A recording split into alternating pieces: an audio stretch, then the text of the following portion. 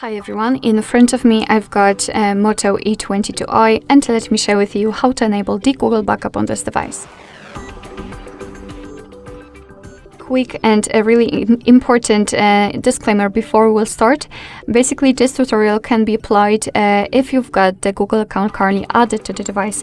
If not, you will have to do it. You can either use another tutorial which will explain how to add the Google account to the device, or you can simply try in the Google backup section. So it's up to you.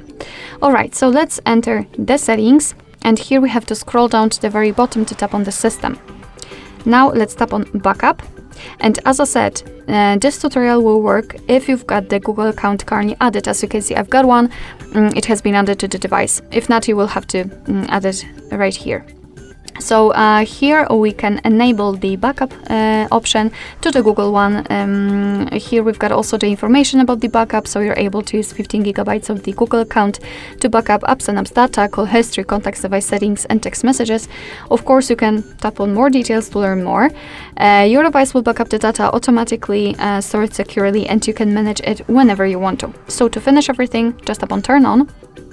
And as you can see, we've got this another backup actually section. We can check how much space we've got left. We can manage the storage, so for example, remove some unnecessary files. Under it, we've got the backup details, so you can always check what has already been backed up.